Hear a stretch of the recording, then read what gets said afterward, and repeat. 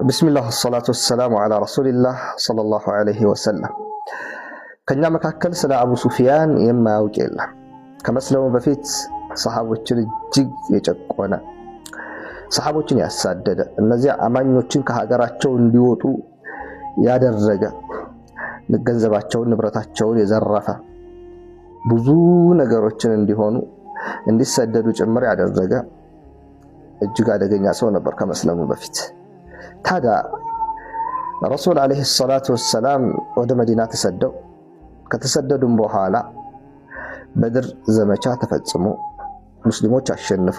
እንደገና ደግሞ የኡሁድ ዘመቻ ተደርጎ ሙስሊሞች ጥቃት ደርሶባቸው ብቻ እንዲህ ያለ ስድስተኛው ዓመተ ሂጅራ ላይ ደርሶ ረሱል አለይሂ ሰላቱ ወሰላም ዑምራ ማድረግን ፈልገው ሙሽሪኮች አሁንም ከልክለዋቸው ከዛም በኋላ ሱልሁ ሁደይቢያ አድርገው ተስማምተው የጦር አቁም ስምምነት በሙስሊሞችና በሙሽሪኮች መካከል ተደርጎ በዚህ መካከል በሰባተኛው ወይ በስምንተኛው ሂጅራ አካባቢ ላይ አቡ ሱፊያን ወደ መዲና ይመጣል። መዲና ሲመጣ ግን የሙስሊሞች ሀገር እንደመሆኗ ያሰጋው ነበር። ምክንያቱም ሙስሊሞችን ጨቁኗል፣ በድሏል፣ ዘርፏል፣ ገድሏል። ስለዚህ ያሰጋው ይገባ ነበር። ነገር ግን ካለምንም ስጋት በመዲና ላይ እንደፈለገ ይንሸራሸር ነበር። ምክንያቱም የጦር አቁም ስምምነት ላይ ስለነበሩ።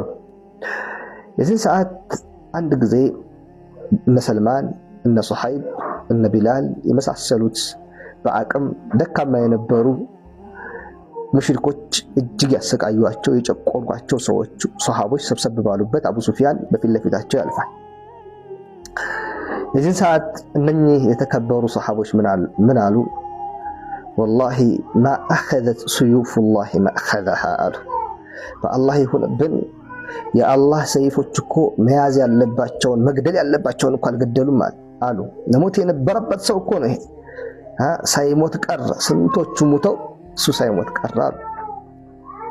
የዚህ ሰዓት አቡበክር ረዲየላሁ ዐንሁ አብረው ነበሩና እንዴት ይህን ትላላችሁ አሉ። አተቁሉነ ሃዛ ሊሸይኺ ቁረይሽን ወሰይድህም የቁረይሽ መሪ ለሆነ ሰው የቁረይሽ ሽማግሌ የሆነ ሰው ይህን ትላላችሁ? የተከበረ ሰው አሉ አቡበክር።